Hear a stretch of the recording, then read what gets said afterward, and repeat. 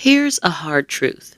People pleasing feels like a sensible way to keep the peace in your relationships, but the reality is that it steals your peace and creates more conflict instead. And that's the paradox of people pleasing.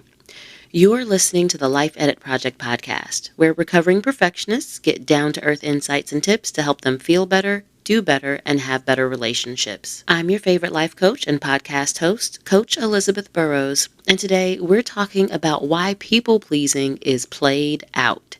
Ready? Let's go.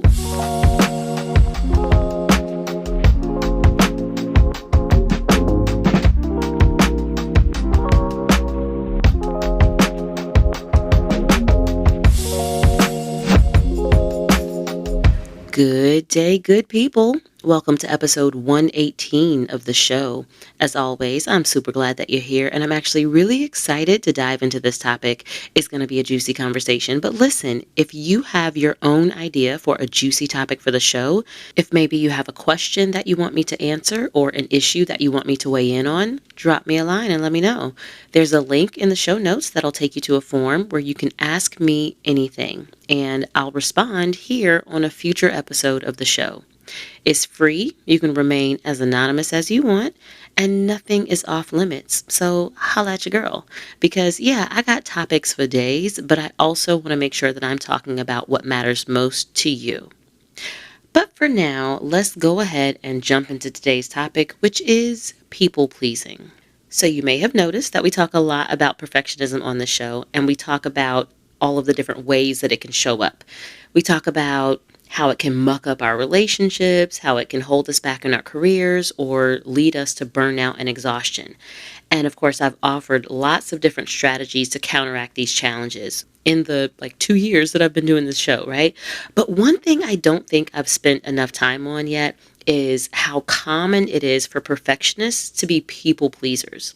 And I know it's a little counterintuitive because when we think about perfectionists, we usually think about the chronic overachievers or the control freaks, or maybe even the kind of people who tend to be highly organized and, super planners. But people pleasers really should be right up there at the top of the list as well. And the truth is that most of us, we know when we're people pleasing. We can tell when we're saying yes when we'd rather say no, or we're aware that we're holding back our own feelings because we're trying to protect someone else's feelings.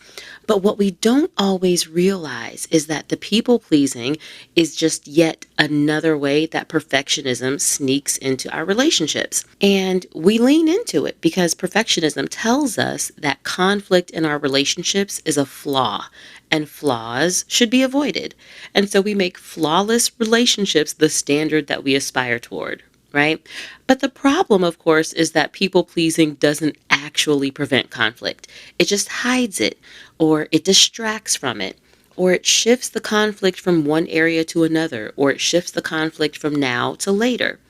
And you just end up creating new problems or bigger problems in your relationships. So one thing that happens when you are a habitual people pleaser in your relationships is that you end up creating a false binary, one where giving your partner what they want means sacrificing what you want or denying yourself. Your mind kind of turns everything into this win-lose scenario, and you're pitting yourself against your partner constantly. So instead of compromising, you capitulate, you give in. Every yes that you give your partner turns into a no that you give yourself. And that feels awful. And that's not avoiding conflict. You're telling yourself that you can't have what you want and have the relationship. And that thought right there, that is going to keep you in constant internal conflict. Because generally speaking, you want both. You want what you want and you want the relationship. And being a people pleaser to your partner doesn't just magically make your desires disappear, right? Another problem that people pleasing in relationships creates is that it creates a barrier to intimacy. I want you to think about this. If you are constantly people pleasing in your relationship, you're hiding your authentic self.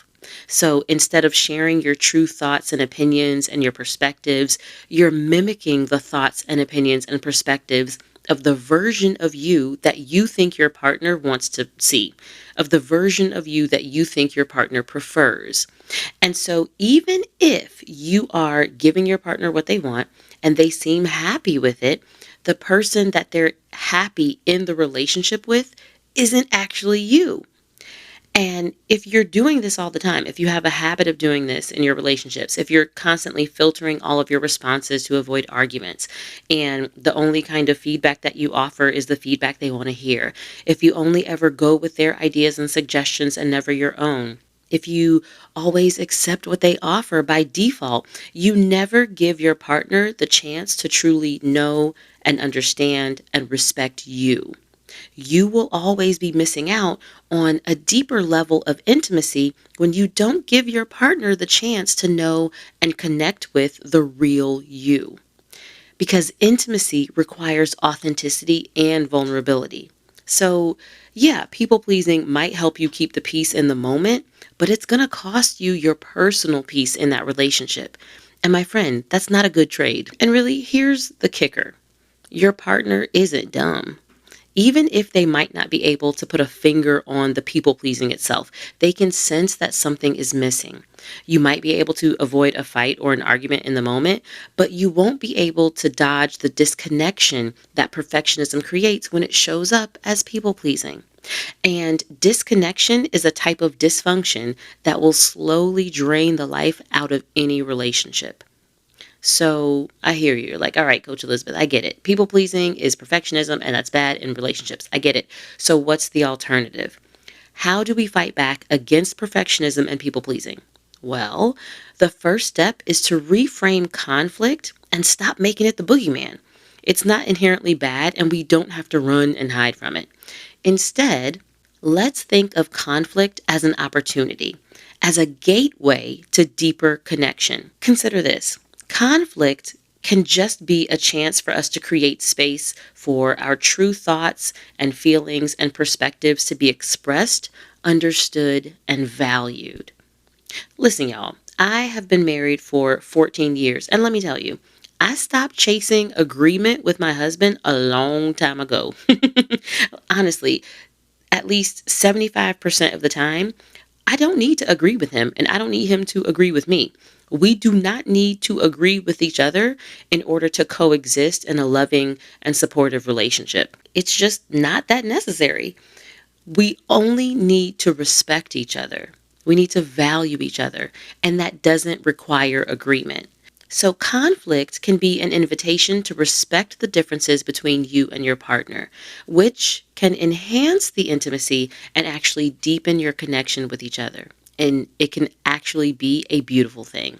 If you stay open to the possibility that conflict in relationships isn't actually a flaw, you can neutralize the perfectionism that drives your people pleasing. And if you can neutralize perfectionism, you can overcome it. And that is what I'm here for. This is also one of the most common things that I help my one-on-one coaching clients work through. So often my clients come to me tired of people pleasing, but actually afraid of conflict. And so we work together to create the foundation for stronger relationships where healthy conflict doesn't have to mean the end of the world or the end of the relationship. And those types of relationships actually involve a lot more intimacy, more love, and honestly, more peace of mind, more peace than the false peace that avoiding conflict by people pleasing creates. And so if that's a shift you want for yourself, I would love to support you and to help you get there. I've helped dozens of clients stop people pleasing with my one-on-one coaching, and I can do the same for you too.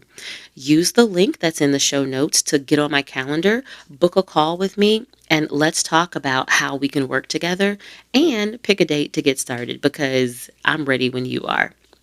All right, folks, that's all for today. I will be back in your ears next week with another juicy episode.